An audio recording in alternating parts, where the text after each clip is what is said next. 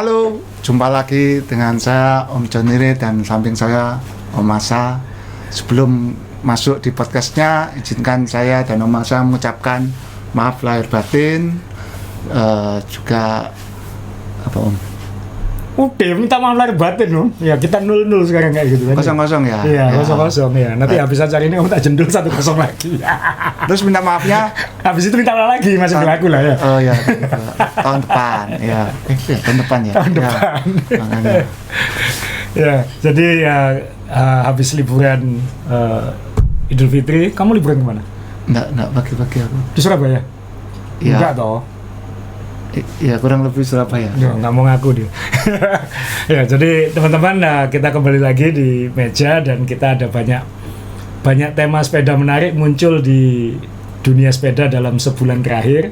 Apalagi barusan ada Taipei Bike Show Ya. yang selalu punya barang aneh-aneh, dan ada Cycling World Show kalau nggak salah di Eropa.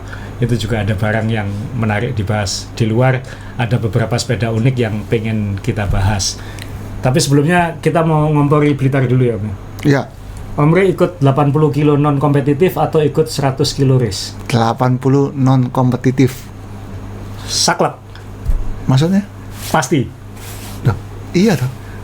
Emang Nggak mau nyoba yang 100? Aduh, emang ada apa yang 100? Ya kan pengen supaya Strava-nya bagus 100 gitu. Nggak cukup lah Om. Kita ini selalu diajari makan secukupnya, sepeda secukupnya. Jadi tanggal 19 April, hari Minggu ya? Hari Minggu 19 April kita akan menyelenggarakan gravel Blitar. Ini tahun kedua, dan kali ini kalau tahun lalu itu hanya non kompetitif, tahun ini ada race-nya. Dan pesertanya udah lebih banyak dari tahun lalu ini, dan kayaknya banyak yang berminat dengan race-nya itu ada yang gravel bike, drop bar, ada yang MTB. Lurus. Nah, ini seperti biasa, ini kan sudah bulan April, jadi nggak sampai 20 hari kita akan ketemu di Blitar. Sudah mulai banyak yang nanya rutenya di spill kapan. Nah, kita sebenarnya sudah ingin merilis rute itu, tapi ada 2 tes rute yang kita lakukan yang membuat kita harus agak merevisi sedikit dulu. Sebenarnya waktu bulan puasa, Om John kan nggak puasa, jadi dia ke Blitar.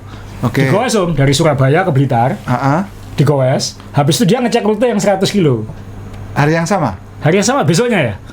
Iya, besoknya dia ngecek yang 100 kilo. Nah, ini fotonya, ini Om John lagi ngecek rute sendirian di Blitar. Waktu itu mau kita publish, kan foto-fotonya bagus-bagus Om, maksudnya kayak gini, ya kan scenic banget gitu kan. Terus wah ini kan Om John di alam Blitar yang indah gini. Cuman saya ingat, sabar. Saya ngerti perasaan Anda. Sabar. Saya ingat EJJ. Waktu kita posting foto Om John cek rute, peserta teriak. Setauku teriaknya itu yang paling keras itu setelahnya ya. Setelahnya. Jadi tolong apa teriaknya? Tolong yang tes rute jangan Om JB dan kali Om. Karena buat dia semuanya gampang. Buat dia semuanya gampang ya. Nah, karena itu kita memutuskan tidak mempublis foto-foto ini. Karena ini bikin takut peserta gitu. Iya. Jadi horor. Ya saya tahu tadi ya. Horor fotonya. Horor. Jadi kalau kita pasang fotonya Om John, walaupun yang kita jual keindahan, peserta nggak percaya gitu. Ya. Duh, dari sini ini sekarang dari foto ini aja ya. Ini saya depan monitornya, ini ada pemandangan yang sangat bagus di latar belakang jauh sana ada perbukitan, dekat situ ada tebu, itu ada tanaman lain, terus ada tanaman lain, tengahnya gravel, bagus banget. Nah, kalau Anda dulu, kamu dulu lihat kesannya apa? Bagus? Iya dah. Tapi dinanjak. Kalau saya ini serem. Kenapa? Karena dia cuma sendiri di situ. Nah, pertanyaannya temennya di mana? Ya kan? Temennya pakai drone ini. Nah ya, berarti gambar bagus ini itu dia kan cuma sendiri. Itu tidak menampilkan sisi manusia normalnya. Karena dia sendirian gitu loh. Jadi ini kan bisa mungkin kalau dia punya teman-temannya itu di luar frame ini harus sebelah sana gitu. Dan memang dia sendirian waktu itu. Jadi makanya kita memutuskan udah jangan nanti ini malah nakut-nakuti peserta gitu. Jadi setelah Lebaran benar sih. Jadi hanya 3 hari ya setelah Idul Fitri ya. Saya memutuskan oke, supaya teman-teman lebih yakin saya yang ngecek rute kayak gitu. Apalagi kan ini di Blitar, tidak jauh dari Kediri. Kebetulan mertua saya orang Kediri, jadi bisa lewat kayak gitu. Nah, jadi saya, Ivo, istri saya orang Kediri, lahir Kediri. Lalu ada ini Adit yang bikin rute, yang diomeli nanti kalau ada yang masalah ini. Terus kemudian ada Joko yang biasa bareng saya, terus sama Riko. Kita semua pakai sepeda gravel, ada yang saya pakai ban 40, Ivo pakai ban 45, Riko pakai ban 43, Joko 45, Adit pakai ban 50 kayak gitu. Nah, ini kita nyoba rute. Ini tempat startnya itu di kantor Bupati Kabupaten Blitar. Ini tempat finish tahun lalu, tempat makan-makan tahun lalu itu. Nah, kita ngecek rute untuk memberi keyakinan, karena kan ya kita juga harus mikirin buat John Gampang itu level apa, nah gitu. Jadi untuk memastikan, mumpung lutut saya juga sudah memungkinkan untuk ngecek rute kayak gitu. Jadi kita jadi kita startnya di Bupati Blitar, kantor Bupati Blitar ini, finishnya di Candi Penataran. Ini sebenarnya nggak jauh dari kota Blitar. Kalau mau balik ke kota ini tinggal turun 12 kilo, literally turun aspal terus. Turun 12 kilo. Jadi berarti menuju ke sananya nanjak. Nah, tapi kesininya udah turun dong. Nanjaknya sebelum kesini. Iya, tetap. ini di atas ya gitu ya. Jadi kita akan melihat tempat wisata yang menarik lah, Candi Penataran. Ya kita nggak masuk ke dalam tetap. Karena ya cek rute, kita foto di luar dan kelihatan udah kotor semua. Nah, tadi fotonya Om JB, ya ini memang pemandangannya cakep, tapi waktu kita lewatin memang bedanya dengan tahun lalu, Om Rey. Tahun lalu itu kan hanya di utara. Ya. Tahun ini kita selatan dan utara. Nah, yang ikut East Java Journey 2024 sudah pernah melewati sebagian rutenya itu. Yang bagian paling kejam dari tahun 2024 itu kan Blitar Selatan. Ya. Nah, kita melewati awalnya. Nah, setelah itu yang EJJ dulu langsung kembali ke aspal, kita melanjutkan di hutannya, kira-kira kayak gitu. Jadi jalannya lebih berbatu. Yang di selatan ini kalau dibilang indah itu ya indah sih, cuman agak beda dengan yang utara. Tapi setelah itu kita ke utara lagi. Nah, saya nggak mau nampilin gambar banyak, teman-teman bisa lihat IG-nya main sepeda, karena kita ada yang pinggirnya sungai segala macem, dan ini pemandangan yang kita nggak bisa ngelihat sih, kita di bawah soalnya, yang lihat kamera main sepeda nanti. Tapi kira-kira nanti ini taman bermain kita nanti. Oke. Cakep kan? Iya. Maksudnya Blitar itu off-road heaven kayak gitu. Iya. Iya. Masalahnya kalau kita itu kesesat di sana terus mapnya error, itu gimana tahu jalan pulangnya? Ada GPS ya, tinggal muter-muter aja, ketemu orang kok. Dan orang Blitar ramah-ramah, baik-baik banget. Kebetulan waktu kita ngecek rute, Om Rey, itu malamnya hujan deras banget. Waktu Om John ngecek rute itu juga hujan. Tapi waktu kita ngecek rute itu lebih parah kondisinya. Jadi sempat ada bagian-bagian yang terlalu berlumpur dan lain-lain, sehingga setelah kita cek rute, kita berempat cek rute, itu kita putuskan nggak, ini harus ada yang disesuaikan. Dan minimal kita punya plan B. Jadi kalau misalnya ternyata nanti saat event 2 hari sebelumnya tuh hujan terus, terlalu bahaya kalau dilewatkan ke sini misalnya kayak gitu. Jadi kita sedang mengevaluasi rute revisinya, teman-teman. Setelah itu nanti kita akan umumkan, tapi kita tetap punya plan B. Nanti insya Allah sebelum event kita akan pantau terus sampai hari H, supaya nanti kita akan memakai rute yang mana, kira-kira kayak gitu. Jadi tetap harus menantang, tapi fun-nya harus dijaga kan, ya. Kita waktu foto di belakang kita ini kan kita ikut Unbound Gravel kan, ya. Kan yang paling kita ingat waktu itu adalah apa? Lumpur. Iya kan, yang ngangkat 45 menit aku ngangkat. Kamu berapa lama? Lupa. Aku nggak ngangkat, nyurung. Yang lewat rumput-rumput pinggir itu. Iya. Jadi ya itu nggak apa-apa, tapi jangan kebanyakan lah, ini ya kayak gitu. Ya. Jadi kita akan merevisi. Enaknya Blitar ini adalah ini surganya off-road lah. Mau kita variasi kayak gimana aja itu harusnya bisa kayak gitu. Jadi tim kita sedang finalisasi lagi rutenya, dan nanti akan kita publish mungkin 2 minggu sebelum event ya. 2 minggu sebelum event kita publish plan A. atau seminggu sebelum lah. Seminggu maksimal seminggu sebelum event kita rilis yang rute utama, tapi kita juga punya plan B-nya. Gitu. Ini berarti rutenya melulu di ini tadi kebun ini tadi apa ya? Enggak. Beda dengan tahun lalu. Jadi apakah divariasi? Apakah akan banyak jalan raya? Tahun lalu kan masih banyak jalan raya. Tahun ini kayaknya lebih banyak jalan rayanya. Karena kita harus menyeberang dari selatan ke utara.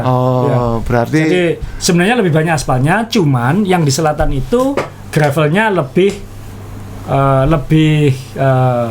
teknikal lagi kayak gitu, lebih berat dikit kayak gitu. Jadi kalau dihitung overall kita akan menjaga feelingnya kira-kira sama. Cuman karakternya pasti beda karena kalau tahun lalu tuh utara kita banyak nanjak-nanjaknya. Ini sebenarnya banyak datarnya. Cuman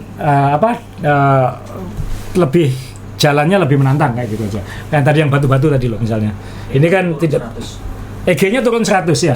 Tahun lalu 1000 ini cuma 800 atau main. 800. Tahun lalu hampir 1000, ini nggak sampai 800, 700 berapa gitu. Jadi EG-nya lebih sedikit. Berarti mix antara gravel sama unpaved sama paved-nya itu mirip. Malah ini akan aspalnya akan lebih terasa menolong. Tahun lalu itu aspalnya nanjak terus. Ini enggak, ini lebih banyak datarnya dan kalau kita pakai rute yang kemarin ya kayak gitu. Aspalnya masih di dekat kota. Ya karena kan untuk melintas dari selatan ke utara itu lewat kota. Lewat jalan utama ya. Harus lewat jalan aspal. Berarti kita masih ada kemungkinan ketemu sama kaum Denurul di jalan ya. Iya. Denurul tahu? Kaum Denurul. Kaum Denurul. Apa itu? Cewek, hijauan, kacamata bundar, helmnya bogo biasanya. Rating kiri belok kanan itu. Iya, ya mereka adalah cikal bakal rating kiri belok kanan. Penguasa ras terkuat itu. Dunia ya. Tapi enggak lah, kita tidak melewati jalan yang ramai. Iya. Jadi sama teman-teman sudah dilewatkan jalan yang nanti kalaupun ada perlintasan kita akan taruh marshal pasti kayak gitu. Dan masuk jalan kampung-kampung nanti. Jadi akan ya ini main sepeda jadi nggak usah disembunyikan, pasti ada ciluk banyak kayak gitu. Cuman ada yang bikin ketawa sengsara lah kayak gitu. Jadi ya kita rasakan nanti tanggal 19. Tapi nggak sekejam itu. Percaya ini bukan Om John yang ngetes, saya yang ngetes dengan kondisi lutut belum 100%. Maksudnya Ivo aja selamat berarti kan aman kayak gitu. Nah, Ivo sepedanya mungil. Nah, ini Gravel Blitar dan teman-teman ya, kita sadar memang masalah bikin event di Indonesia itu adalah kadang disiplin pesertanya. Ya. Daftarnya gravel, datangnya MTB. Daftarnya MTB, datangnya gravel karena dia galau hari terakhir mau pakai sepeda apa. Betul, ya. Untuk menyiasati itu, karena kan nanti semua peserta akan dikasih semua peserta akan dipasangi timing chip untuk mengawasi juga, untuk ngitung waktu dan lain-lain. Karena ada race-nya kan. Ya, memutuskan saya pakai setir bundar atau pakai setir lurus itu ketika daftar apa waktu di sana? Sebenarnya seharusnya ketika daftar. Oke. Apalagi yang race kan, dia mau race MTB atau mau race gravel. Ya. Nah, kadang-kadang ini yang masalah sebenarnya yang di non kompetitif, dia datang ganti sepeda. Benar. Nah, nanti yang akan kita lakukan untuk memastikan ini memudahkan panitia dan juga supaya in fairness kepada peserta juga kayak gitu. Nanti saat respect collection RPC hari tanggal 18 hari Sabtu itu, nanti yang masang timing chipnya panitia. Jadi sepedanya harus dibawa untuk memastikan sesuai dengan pendaftarannya. Jadi kalau Anda daftar MTB datangnya pakai sepeda gravel, ya kita akan langsung ubah di tempat. Kamu gravel, kita pasang timing chipnya, udah nggak bisa ditaati kayak gitu. Supaya fair aja kan ya gitu.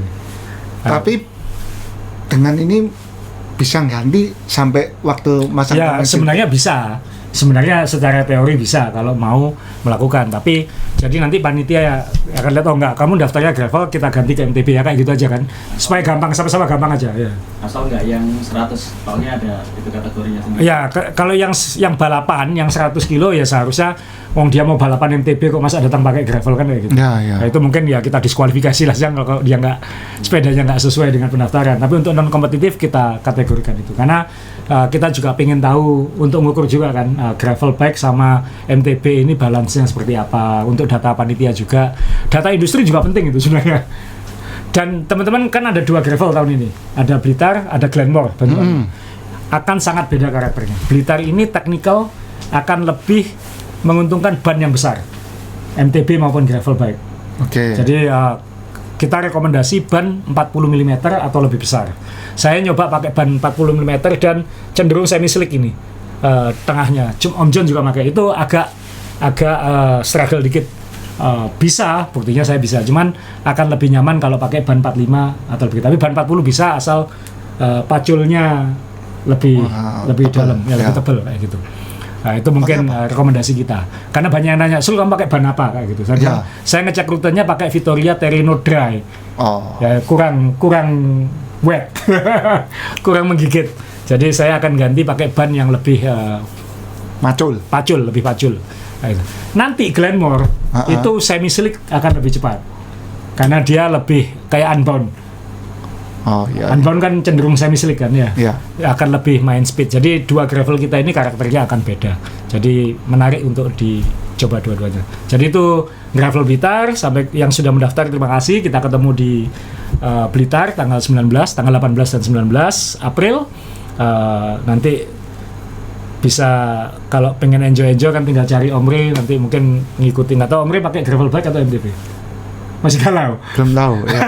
Masih gak? Tahun lalu pakai MTB dia? Ya, itu kan karena kondisinya. Tapi kepinginnya naik gravel, kepinginnya. Ya. Kamu finisher Unbound gravel 200 masa? Itu tinggal lurus gini, nggak gini, waras. By the way, ini COT-nya berapa lama? COT-nya nanti berapa jam? 8 jam kan mainnya? 9 jam. 10 jam. Nah, 10 jam. Jam 6 pagi sampai jam 4 sore. Ya. Tahun lalu yang kenceng-kenceng 4 jam udah finish. Kemarin saya karena kita ada berhenti-berhenti dan lintasannya banyak yang kehujanan dan rusak itu 6 jam setengah riding time. Lama juga ya. Tapi kan pelan-pelan tuh berhenti 80. Totalnya 100 saya. Kan kita nyoba-nyoba jalan macam-macam. Tapi seharusnya kalau cuacanya mendukung dan lain-lain harusnya kurang lebih kayak tahun lalu gitu. Jam 1. Tahun lalu saya 5 jaman ya, 5 jam. Ya. 1. Nggak sampai 6 jam tahun lalu. Sebelum jam 12 sudah. Ya, sebelum jam 12 sudah finish ya. Jadi harusnya kita usahakan sama. Tapi ini kita permudah sampai jam 4 sore. Nanti kita umumkan pastinya. Ini kita akan ngukur lagi rutenya, kita periksa. Tapi elemen of fun-nya akan kita coba pertahankan itu. Maksudnya kapan lagi goes di tempat seperti ini kan, Bro ya? Ya. Kamu kok kayaknya takut gitu sih? Nah, ya itu contohnya. John itu kan. Ya jangan lihat John, lihat kita aja. Tutupi kan. Tutupi ya. Oke, kita sekarang ngomongin barang-barang baru. Ya. Karena kita sama penghobi sepeda, lihat-lihat sepeda dan kolektor sepeda. Ombre katanya sudah pesan ini, teman-teman. Loh. Wah. Pesan harus dipasang di sini nanti itu ya. Sudah ada gambarnya tapi. Gambarnya toh. Ini sudah bisa dipesan ya. Sudah bisa dipesan di Indonesia. Sudah bisa dipesan di Indonesia. Sudah bisa. Kamu udah pesan? Enggak. Kenapa? Hah?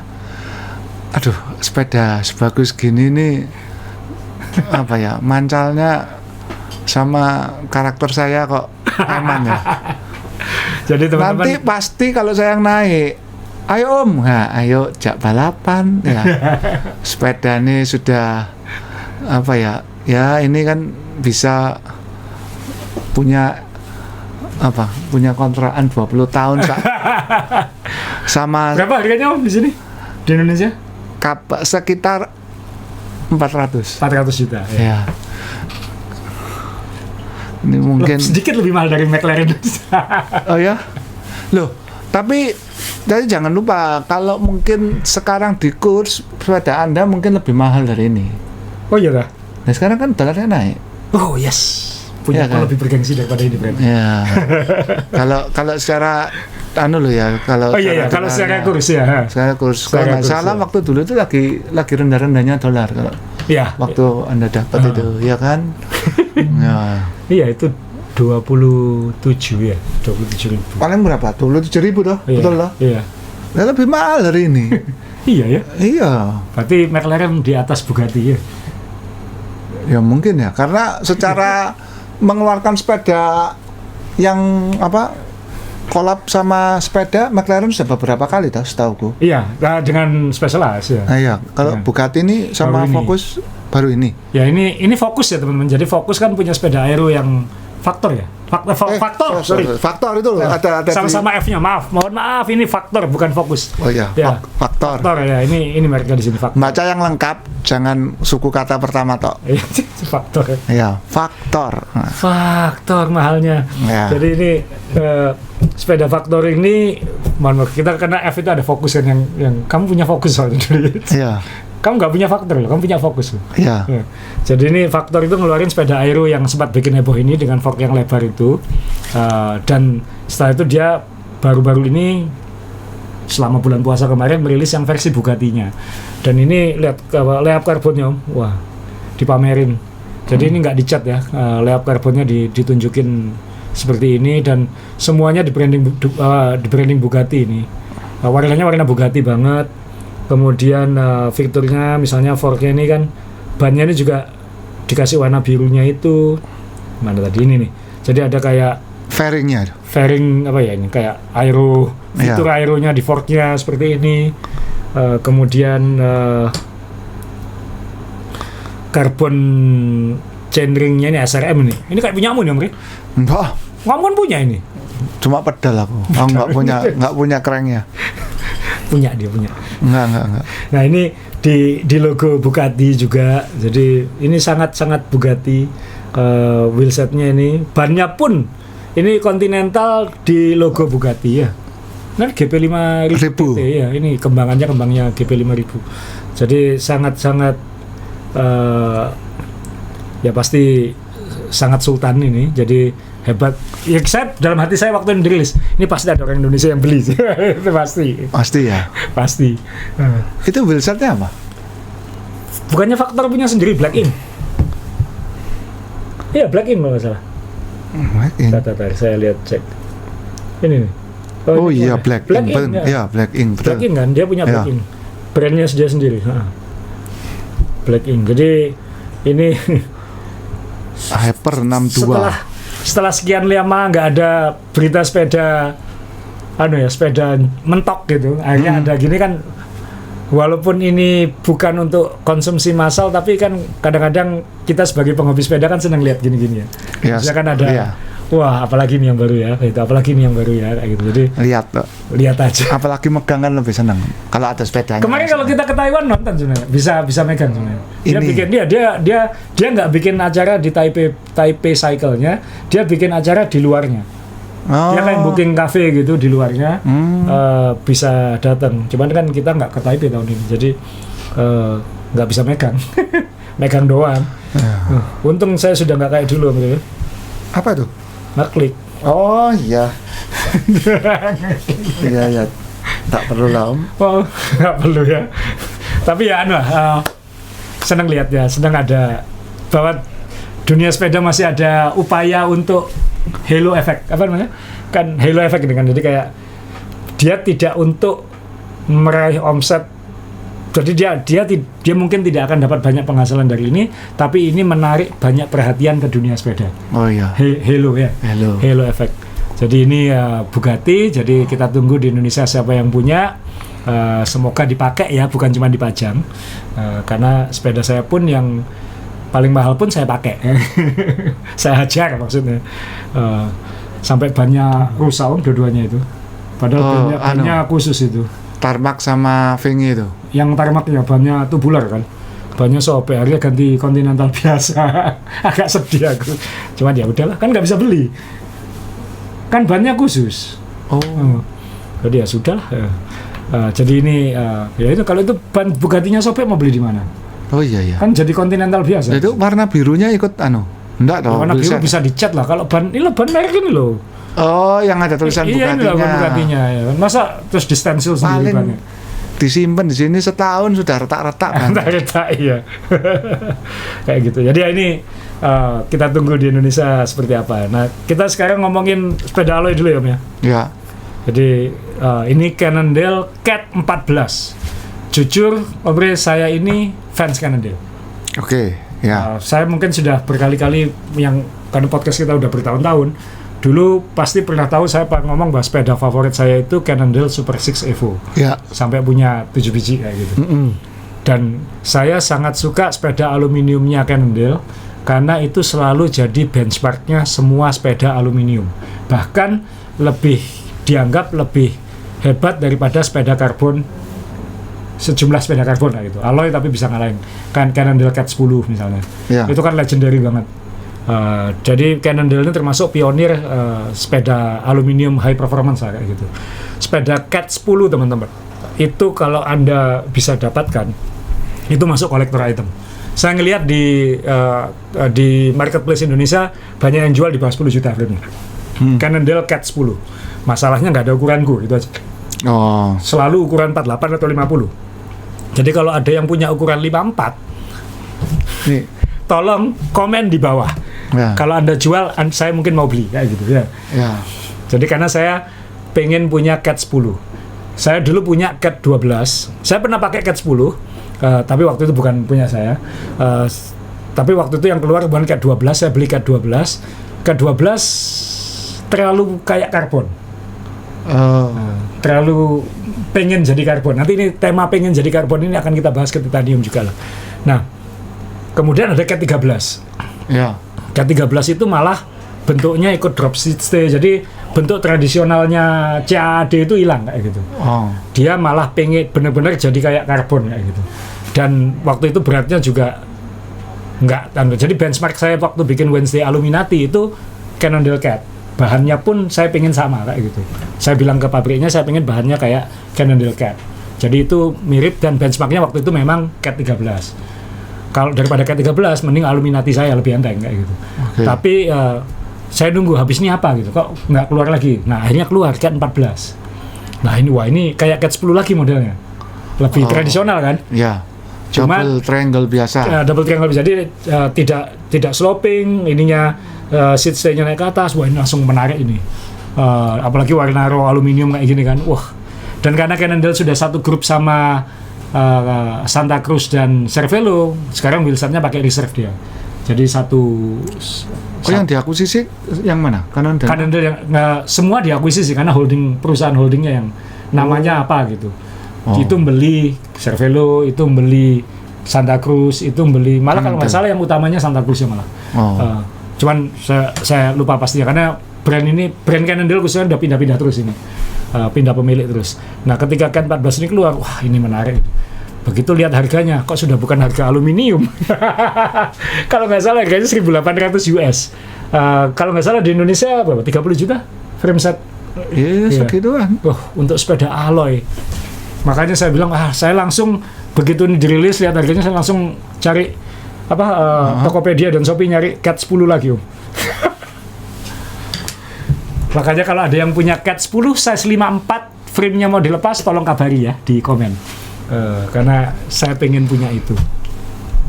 Itu highly collectible kalau itu Cat 10. Itu sepeda kriterium terbaik. Dan kenapa sepeda Cat itu dulu ngetop untuk kriterium, Om? Jadi kalau tabrakan-tabrakan kuat, nggak takut gitu, nggak kayak karbon kan. Makanya kenapa Cannondale Cat 10 itu legendary kayak gitu. Nah ini masalahnya dengan harga segitu berarti dia kan sudah masuk ke ranah karbon. Apalagi dengan brand-brand Tiongkok yang makin canggih, yang makin baru-baru kan harganya bisa di bawahnya aluminiumnya Cannondale gitu. Benar. Nah ini akan jadi tantangan. Dan makanya kenapa saya pengen bahas ini karena ini jadi tantangan industri sekarang. Apakah benar sepeda Aloy sekarang bisa premium? Ya, karena kan? Dulu dibuat sebagai budget entry point. Atau untuk khusus kayak untuk kriterium untuk apa kayak gitu yang memang bukan tidak diposisikan untuk nyaingi karbon kayak gitu. Iya.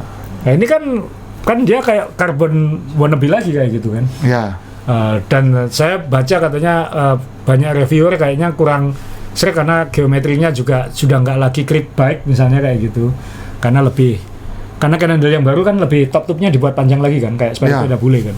Nah ini yang saya penasaran sebenarnya, karena jangan-jangan apa itu marwahnya sepeda alloy ini akan, karena kan kalau dilihat dari samping kan sebenarnya kayak Cat 10 ini kan, maksudnya sangat tradisional, slopingnya kan sangat tradisional, kayak sepeda-sepeda Tour de France tahun 2000-an awal itu.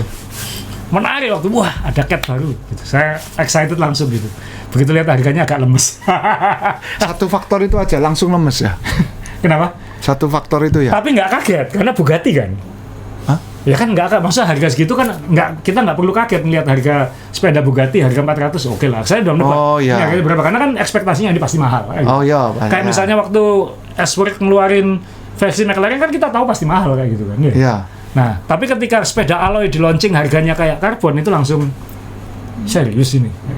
Dan ini akan jadi tantangannya karena brand-brand bule ini sekarang tertantang semua ini karena mereka untuk mencapai apa itu profit margin yang cukup, untuk mencapai apa itu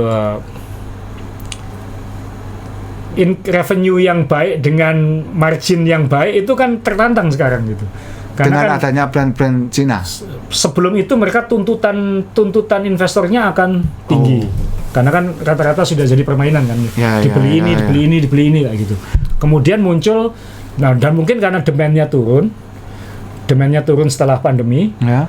Karena mereka tidak lagi pesan ke pabrik dalam kuantiti yang cukup. Ya. Pabriknya bilang aku harus hidup kan. Benar. Akhirnya pabriknya bikin sendiri. Nah. Mereka yang punya kemampuan kok. Ya. Pabriknya juga sama waktu pandemi, mesinnya semua untuk mass production segitu gede. Iya. Tahu-tahu drop line ya. Ketika karena brand-brand bule ini sudah kelelekan stok. Ya. Mereka nggak pesan lagi kan, ini harus survive. Akhirnya mereka bikin sendiri. Dan itu harganya jadi lebih kompetitif daripada yang brand-brand bule yang dia harus ada tangan ketiganya kan kayak gitu kan. Benar. Nah, tambah kacau lagi nih di pasar sepeda ini gitu. Ya, Katanya Trek saya dengar juga udah mulai layoff kayak gitu. Specialized sudah duluan ya kayak gitu. Jadi ada ini kita setelah pandemi ini memang industri sepeda ini lagi kayak mencari equilibrium baru gitu, kayak keseimbangan baru gitu. Ya. Dan brand-brand Tiongkok kan juga kan yang punya expertise mereka. Benar. Yang tahu caranya nge-lay-up segala macam kayak gitu. Waktu saya ngomong sama Rob English yang buat English Bike itu, ini orang Amerika ya, Rob English ini, maksudnya orang Inggris yang sudah tinggal di Amerika, bisa dikatakan orang Amerika lah. Itu dia bilang gini, dia nulis ke saya gini, ya Ray, kita we pay them to learn for decades. For decades. Jadi selama berpuluh-puluh tahun kita membayar mereka itu untuk belajar. Iya. Ya, ngeri. And now they are smart. Ya, now they are smart gitu. Jadi orang Amerika sendiri itu bilang seperti gitu. Jadi dia nggak kaget ya. Kita yang bayar mereka itu kita kok padahal yang biayai mereka untuk belajar kan kita. Ya, mereka tuh dibayar untuk belajar gitu kan. Biasanya orang kalau untuk belajar kan yang bayar. Ini enggak, yang bayari malah orang-orang bule. Sekarang mereka pintar-pintar kan? Ya pasti. Malah orang bulenya sudah mungkin disuruh buat lagi. Waduh, yang bisa mungkin sudah tua kan. Yang bisa membuat sepeda, contoh fotonya Anda dengan Colnago. Ya. Dengan siapa, dengan yang sudah di alam lain itu, ya Pegoretti ya. Lihat orangnya kan nggak ada yang muda, nggak ada. Orangnya kan sudah ilmunya berhenti di dia. Nah iya, karena kayak English nanti kan ilmunya berhenti di English ya. Iya, karena ketika generasi berikutnya dia itu neruskan sepedanya kan, ya sudah dilempar ke Cina aja untuk produksinya. Ya, karena ya tadi tuntutan profit margin dan lain-lain itu. Ya. Jadi ya ini ketika sepeda alloy harganya di atas 30 juta frame, ya ini sudah jadi tantangan baru untuk dunia sepeda gitu. Masa lebih mahal dari WNC karbon saya, Om? Brand itu brand baru, Winspace itu. Iya, Winspace. Kan ada Winspace, ada banyak kan, ada Tavelo segala macam. Ya, itu sudah declare yang baru itu. Itu 1.500 itu. Ya, segitu kan. Kan udah karbon. Iya, harganya segitu. Harganya sama kayak ini. Lebih murah. Lebih murah, iya. Karena ini kan ya mohon maaf, memang bisnis model sepeda ini sedang ditantang ya kan, kayak brand-brand Tiongkok itu dia kan produksi sendiri. Benar. Jadi dia tangan pertama. Iya. Terus dia bikin mungkin PT merek. Berarti tangan keduanya. Dia kan tinggal transaksi satu aja kayak gitu. Betul. Sedangkan kalau yang brand bule kan dia datang pesan, kemudian dia harus jual lewat distributor lagi. Jadi kalau Anda beli sepeda harga 100 juta itu mungkin 40%-nya ke toko. Ya. Lalu 20%-nya 30% ke distributor. Ya. Habis itu ada margin merek. Habis itu ada margin pabrik. Betul, ya. Ya kan pembaginya banyak itu. Ya. Jadi ketika brand Tiongkok dibikin dan direct selling ya udah selesai. Benar. Dia dipotong jalur distribusinya dipotong satu kayak gitu. Rasanya kok lebih ya? Lebih karena dia direct selling ya. Iya. Dia direct selling. Ada beberapa brand itu kan mengharuskan ke markas dulu baru kesebar kan? Betul. Nah ya itu. Jadi ya ini industri sepeda teman-teman, dan itu mungkin sekarang belum ada manfaatnya untuk konsumen, tapi biasanya kan gini, hukum market ya, hukum pasar kan ya. Hukum pasar itu biasanya selalu menguntungkan konsumen. Jadi ya kita nunggu aja, ini prosesnya. Ini masih nggak asik sekarang ini. Tapi yang mau beli sepeda 400 juta kan paling segelintir orang aja. Ya, cuma menurut saya dengan semakin lumrah ya, belum lumrah banget, semakin lumrahnya harga sepeda ini semakin diperlukan dan semakin relevan sekarang. Karena tuntutan marketnya ya, situasi tekanan ekonomi segala macam. Dan keadaan Teluk Hormuz. Teluk Hormuz. Iya kan? Iya. Semua jadi naik. Iya kan, kalau bahan bakar naik, bahan bakar pecel ini ya, sepeda ini kan barang yang paling fungsinya untuk apa sebetulnya? Komuter kan? Iya, untuk transportasi. Untuk transportasi kan sebetulnya kan gitu kan, lama-lama orang bukan kan untuk joget-joget di kafe kan ya. Ya. Intinya sepeda ini untuk transportasi. Jadi ada waktunya orang itu kan bisa memilih ini untuk sarana transportasi. Kalau sebelumnya itu kan lebih ke hobi ya. Jadi mungkin berikutnya ini sudah ke sana ya. Sudah ke sana ya. Ya, kita tunggu aja. Ini saya sih exciting yang ketika masih ada halo bike seperti Bugatti yang harganya segitu. Ya itu mungkin ya persis. Kalau ada faktor yang Bugatti itu. Itu nanti mungkin kalau di jalan dia ke kantor pakai itu ya kayak naik Ferrari ke kantor ya. Kan semuanya pakai tenaga kaki. Sorry, ini kayak Ferrari itu kita sudah terlalu lama menganalogikan sport car itu ke Ferrari. Jadi sama kayak naik Bugatti ke kantor ya sama gitu. Ya, tapi sekali lagi Cannondale tetap salah satu brand favorit saya. Kalau ada Cat 10 size 54 frame tolong kabari di komen. Omri pengen Cat berapa? Enggak. Cukup. Atau mau Bugatti tadi, kalau ada yang mau misalnya dia terlanjur beli salah ukuran, dia berapa 50% gitu. Cat berapa tadi? 10. Katina. Jangan. Nanti sungguhan nanti. Ya, ini lah. Sekarang kita ke Taipei Bike Show ya Om ya. Karena kan ada beberapa sepeda titanium yang menarik. Ini ada Auron ini. Jadi ini 3D print.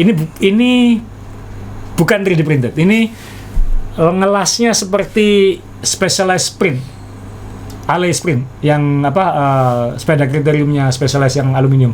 Jadi tidak dilas di titik-titik yang seperti normalnya kayak misalnya di junction antara head tube dan top tube dan begini, tapi dia diambil di tengahnya begini kayak gitu.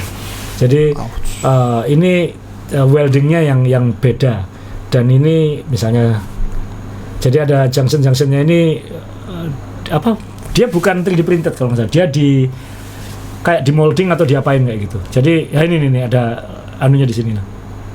Itu ngelasnya malah. Iya.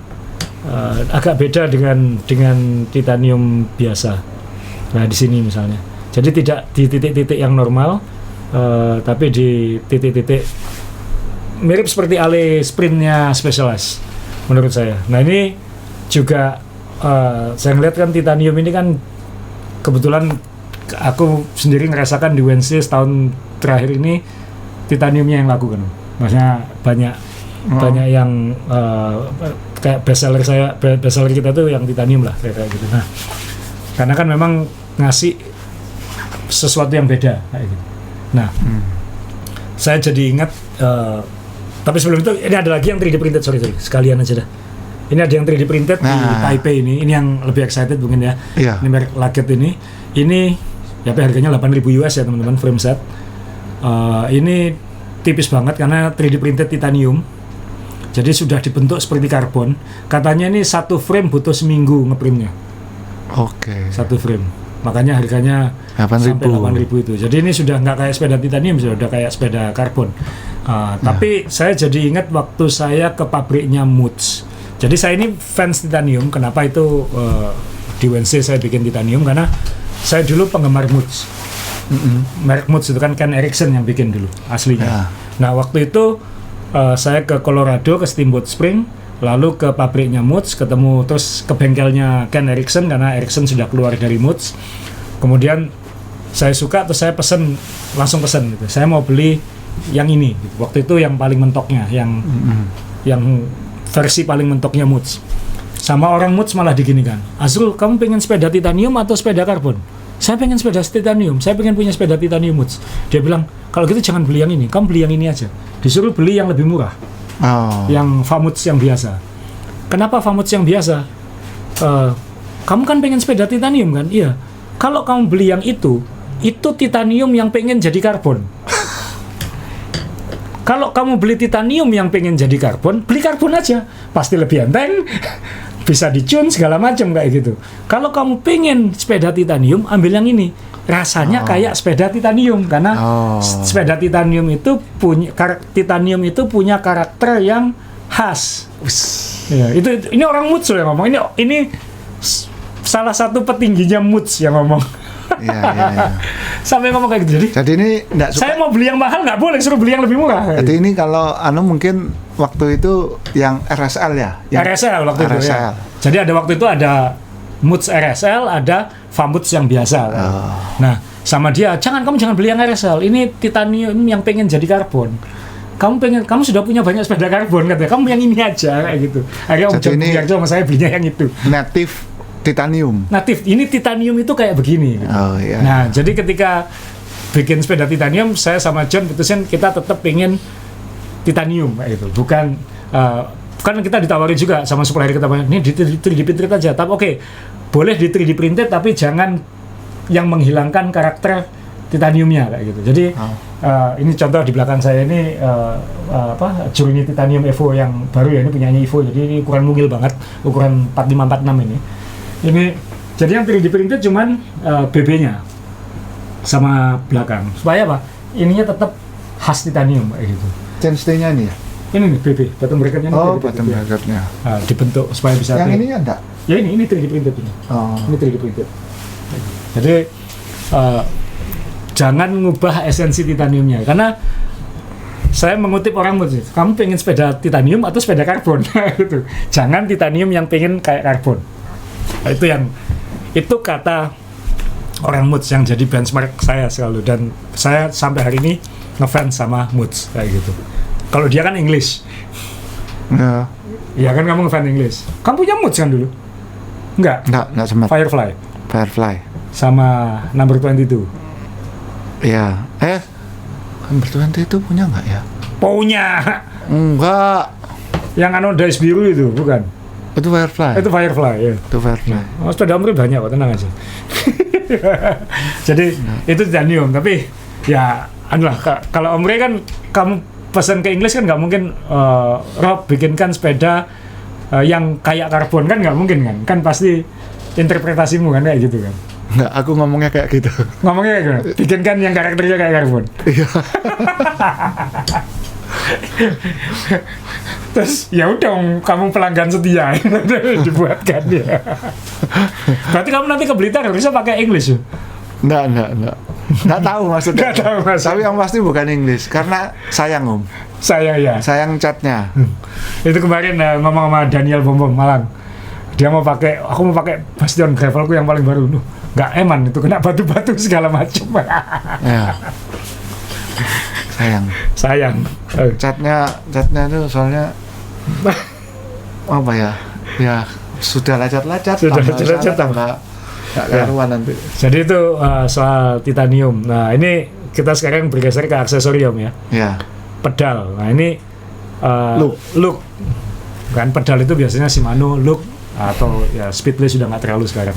Jadi Look ini ngeluarin pedal baru off-road seharusnya yang diposisikan untuk gravel, tapi hanya satu sisi. Misalkan sepeda SPD biasanya kan 2 sisi kan ya. Betul, ya. Karena kalau kita sepedaan di off-road itu diinjak gitu aja Langsung. kita nggak perlu nyari gitu. Tapi kan gravel ini kan abu-abu antara road sama MTB, sehingga dibuatkan pedal yang khusus gravel. Jadi ini pedal MTB satu sisi, dibuat tapaknya lebih lebar, kan bahasanya supaya Power transfernya lebih baik kayak gitu. Nah, ini sebenarnya bukan baru. Saya kebetulan tadi lupa bawa. Tahun 2020 saya sudah beli versi Shimano-nya, Om. Ya. Shimano waktu itu ngeluarin pedal seri 600-an kalau nggak salah. Itu SPD, tapi satu sisi dan ada kayak frame-nya kayak road gitu. Ya. Nah itu saya pakai waktu di Unbound ini, ya, di Unbound Gravel. Tapi setelah itu saya nggak mau pakai lagi. Kenapa? Tetap harus nyari itu bikin capek, Om, ya. Merasa sulit ya? Iya, jadi saya pengen plak-plak langsung jalan gitu loh. Maksudnya kan saya dulu pakai Speedway yang enak banget, nggak usah nyari gitu. Ketika disuruh nyari, kalau di aspal kan nggak apa-apa. Tapi kalau di off-road suruh nyari di saat harus ngendalikan itu, saya juga ngapain beli yang satu sisi ini, udah saya beli XTR atau XT aja udah habis itu kayak gitu. Nah ini sekarang Look keluar yang seperti ini. Jadi sekali lagi ini pasti ada marketnya kayak gitu. Tapi terserah Anda menilai perlu nggak satu sisi.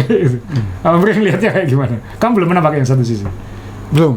Yang di di pedal MTB kan? Iya.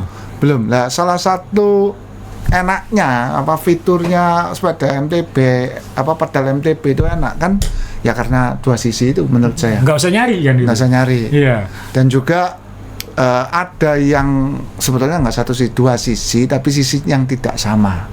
Maksudnya? Ada yang satu tapaknya gede kayak pedal biasa, yang satunya ada klitnya. Kalau menurut saya itu lebih masuk akal karena kalau kadang-kadang kaki kita tuh capek kan napaknya itu yang agak mundur, yang agak maju, yang enggak untuk posisi santai istirahat ya gitu. Itu masih masuk akal. Karena apa? Kalau ditendang ngawur pun ya tetap jalan. Ya, kalau ini ditendang ngawur kepleset. Ya. Nah itu tetap apa ya? Saya nggak paham ini kan ya pasti karena ada ya ini gravel itu tengah-tengah jadi kita sediain aja siapa tahu dia mau beli ya. Ini mungkin kan pasti fitur yang keduanya ringan ya. Ya karena kan berkurang. Nah ya makanya ringan ya. Tapi mau hemat berapa gram? Ya namanya buat back finish kan nanti. Ya. Kalau nggak sekalian dipotong aja itu samping-sampingnya itu.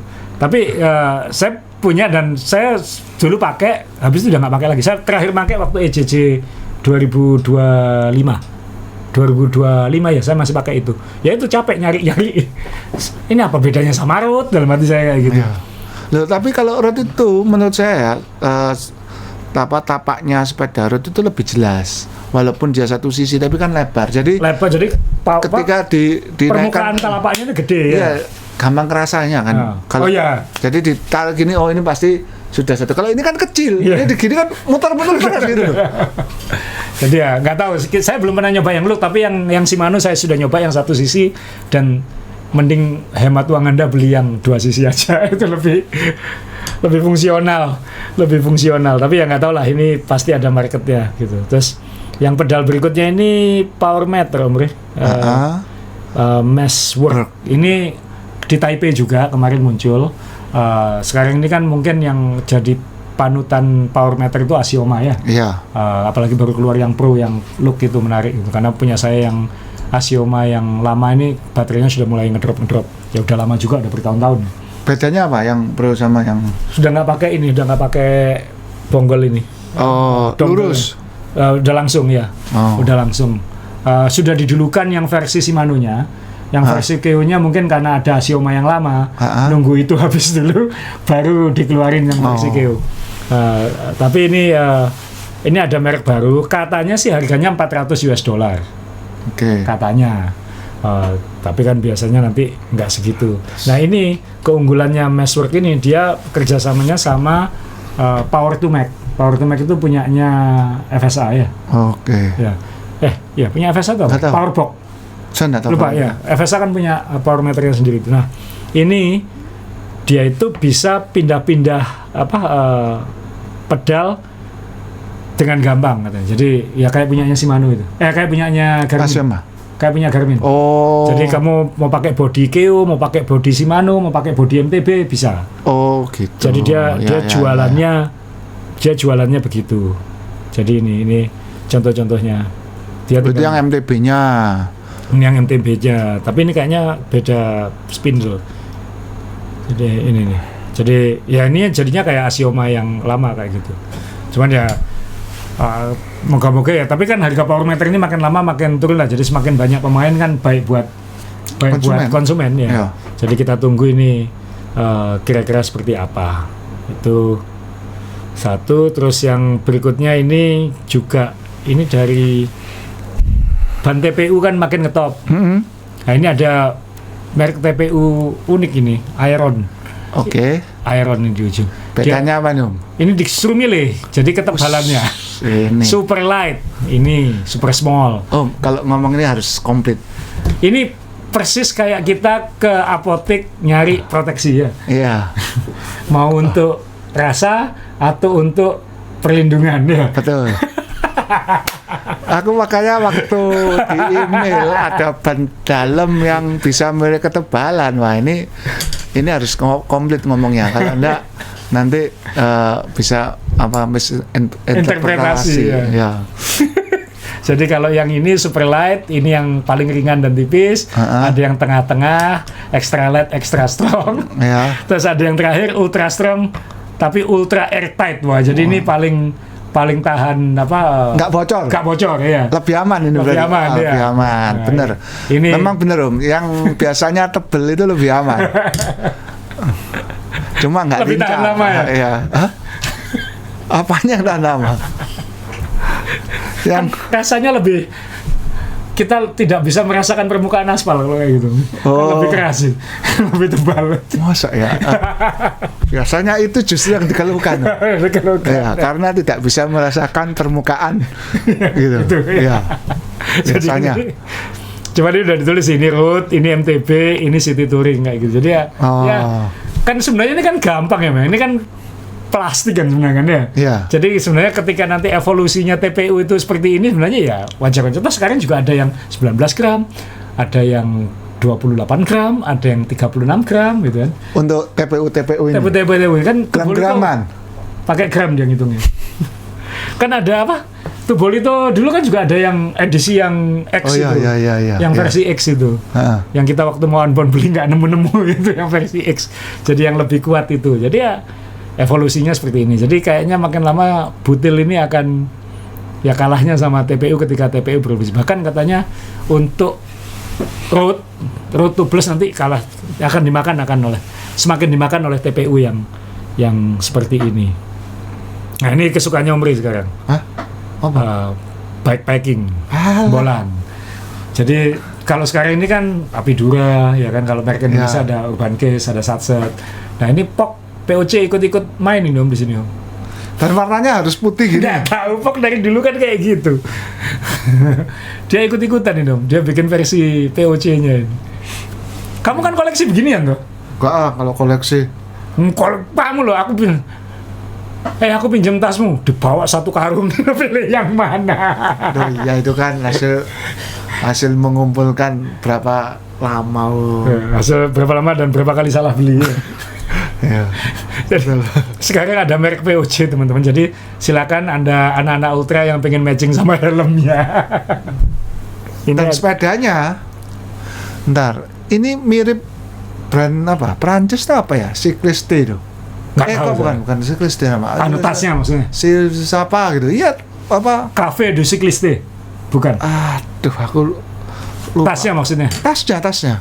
Yang bagus itu di handlebar back-nya itu. Ini yang melembung gede ini. Enggak, maksudnya yang di merek itu. Oh. Tapi ya nggak tahu, ini lucu juga kayak airbag dipasang di sepeda ya. Airbag. Oh iya. Kayak airbag dipasang di sepeda. Mungkin ini bisa diisi helium Om, supaya membantu memperingan perjalanan. Jadi ketika nanjak dia ditekan tes langsung jadi kayak balon udara gitu, langsung terbang sepedanya. Cyclid. Cyclid. Cyclite. Cyclite, ya. Cyclite tuh. Nah, Cyclite ya. CYCLITE ya. Ya. Oh iya mirip. Ya. Iya. Loh, dia tahu begitu-begitu karena dia memang sukanya beliin tas-tas bola gitu. Ini teman saya itu sudah beli. Temennya namanya Ray. Enggak. Udah beli itu.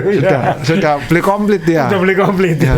Persiapan apa itu? Nggak tahu dia ya hobi mungkin ya. Iya. Mungkin lihat saldonya kok banyak gitu terus. Klik. Ya. Nah, terus ini kita kan belakangan agak suka sama merek Telvin ya, Om ya. Karena kan dia, ini Telvin sekarang ada saingannya, mereknya namanya The Pack tulisannya sih. The Brand Backpack. Namanya The Brand. Angel itu sulit real. The Brand, what's the brand? The Brand. Waktu which type of the brand? The Pack. The Pack. Itu tulisannya The Pack. What the pack? What the Pack? What the pack brand? What the Pack brand do you want? The brand. What type? The Pack. Jadi, ini luwet merek ini. Apa? Kalau bahasa Indonesia kan apa berarti? Apa itu? Bulat. Enggak. Namanya tas gitu ya? Ya. Nah, namanya merek. Mereknya apa? Merek. Bukan kan? Tipe apa? Tas. Oh iya. Oh iya. Mereknya tas. Iya, mereknya tas. Kamu cari merek apa? Merek. Iya. Oh. Cari merek iya. Merek itu tipe apa? Tipenya tas. Tipenya tas. Ya. Tasnya apa? Merek. Ngajak berantem. Ya, tukaran. Ini konsultan brandingnya. Ini perlu diajak interview ini. Tapi paling enggak ini dijadikan omongan karena orang sudah berkelahi dulu terus temennya lihat kan misah. Ya kan kalau ada yang misah. Tapi ini kan alirannya agak aliran Telvin ya. Kayaknya bentuknya masih elegan Telvin sih. Tapi banyak sekarang itu. Sudah banyak ya? Iya, di topik buat. Kayak model kayak begini juga. Restrap juga buat. Raknya? Iya. Sama raknya? Sama raknya. Oh, mantap. Ya, karena sekarang terlalu monopoli itu Telvin ya. Ya, tapi beratnya enggak ada yang bisa ngalahin. Karena mayoritas masih mentok di aluminium. Oh, belum berani main karbon kayak. Iya. Oh. Sedangkan yang Telvinnya karbonnya sudah sampai speed pack ya, speed pack yang lebih cepat lagi itu, yang lebih ringkes lagi itu. Iya. Yang komponennya lebih sedikit lagi itu. Iya. Kamu pakai itu kan kemarin? Iya. Iya. Dia pasti punya Telvin. Model apa aja pasti punya. Enggak semua. Nah? Enggak semua. Hampir semua ya. Ya pokoknya enggak semua. Semua. Ya, oke, itu beberapa obrolan kita hari ini. Kayaknya ini karena ini menuju Tour de France dan sebelumnya ada Paris-Roubaix akan banyak produk-produk baru muncul kan kayak. Bukan Giro dulu. Menuju ke tengah tahun itu kan akan banyak produk-produk baru kayak Paris-Roubaix sendiri kan pasti nanti sekarang aja Van der Poel sudah punya sepeda. Sekarang sepeda endurance itu udah kayak sepeda aero. Nah, kan nanti ada banyak yang perkembangan sepeda yang bisa kita bahas lah. Ini lagi Om, untung tadi aku belum melihat kamu ini merek frame-nya apa, Om? Lu? Iya. Apa Om mereknya itu, Om, bacanya, Om? Apa ini bacanya? TTC. Iya, TTC. Cepat bacanya. Nggak pakai T tuh, pakai C nih ya. TTC. Ya. Jadi kita nanti pasti akan ada banyak bahan. Lalu kita juga minggu depan kalau ada update tentang Blitar kita akan update. Dan dari Main Sepeda sendiri juga setelah Blitar kita langsung siap-siap event terbesar kita setiap tahun, Promocom. Itu Juni toh? Juni kan? Juni. Awal Juni. Kita menghindari bulan Mei karena Mei banyak tanggal merah dan kita tidak mau bikin event di tanggal merah karena itu mengganggu keramaian orang. Kita ingin mensupport di saat sepi gitu. Jadi Promocom setelah itu akan hadir. Jadi itu teman-teman ya, itu nggak usah pandemi, nggak usah apa, itu angka 1000 itu kayak normal itu Promocom itu. Sekarang aja sudah mulai banyak yang takut-takut, Mas masih bisa daftar, tenang, nanti baru kita push setelah Blitar kayak gitu. Tapi kalau Anda mau daftar sekarang sudah bisa di Main Sepeda, di aplikasi Main Sepeda. Ya. Habis latihan climbing lagi, Om. Sabtu besok mau ikut ke Promo? Enggak, Om. Enggak? Belum. Atau mau ikut cek rute tambahan ke Blitar? Astaga. supaya apa? Biarkan yang gitu itu biar jadi kejutan. Iya.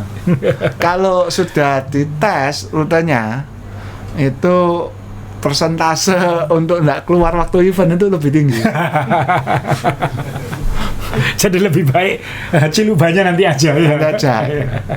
Oke. Jadi peserta yang lain betapa kagetnya saya itu sama dengan Anda karena saya nggak pernah nyoba. Tenang, yang ngecek bukan Om John Bumiharjo doang Ya. sekarang. Saya juga udah ngecek. Oke, sampai ketemu di Blitar, sampai ketemu di episode berikutnya. Masih.